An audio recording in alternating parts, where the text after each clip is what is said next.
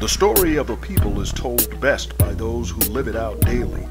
And when the history of that community is informative, inspirational, and insightful, it should then be shared with the world.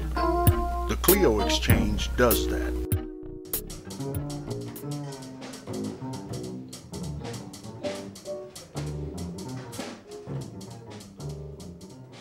And then I started playing drums and playing little weddings, Italian weddings and block dances and whatnot. Wow, and you I were started, great. Studying in New York City. Okay.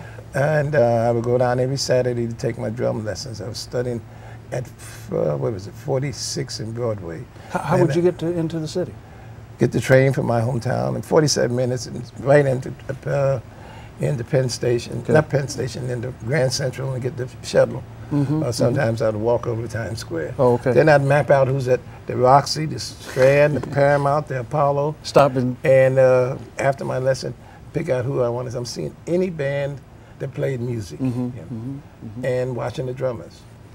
And that's how that went until that was 46.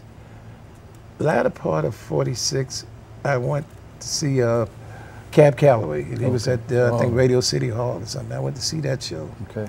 And he had a new drummer, because I was looking for this drummer who was very popular.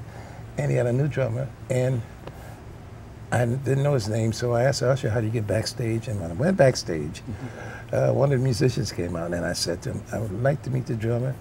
And I told him I just graduated from high school last month. And he went backstage, and he came back, and he said, he was going to lunch. And I said, oh. He said, come on, I'll take you to lunch.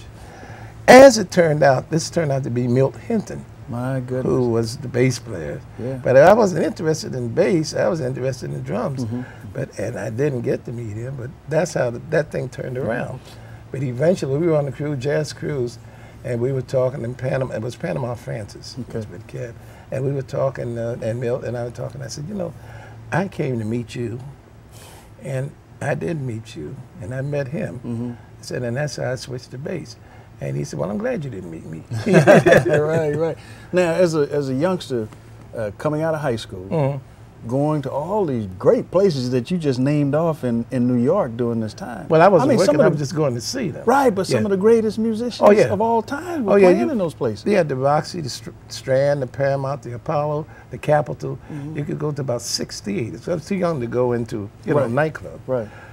Sometimes I would see double shows and walk back by 52nd Street. And you stand outside and look a little bit, and I'm seeing Ben Webster.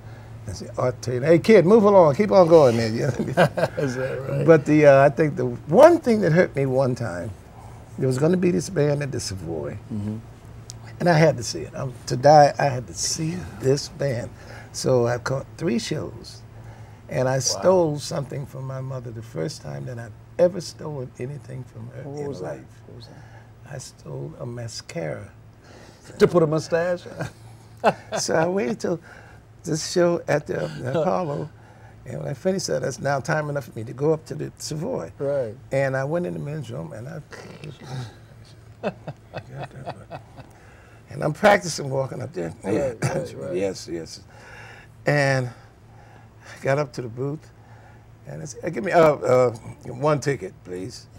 And I said, a ticket. And I'm walking up the stairs, and it's like I'm walking to heaven. Yeah, the band is playing. Oh, wow. You could just hear the sound. You could hear it, and I'm there. Oh, and I got to turn. It's 2 big bouncers. Hey, kid, take this ticket back downstairs and get your money and go home. Oh, is that right? You couldn't get in. Crushed. I cried. Did you? All the way to 125th Street Station. I cried on the train. I was just heartbroken. Yeah. And then I said, okay. But it made you get more committed, I would imagine. I'm going to be one of them. Yeah. Yeah, and that's determination. Sure. When you're trying to figure out your future. Now,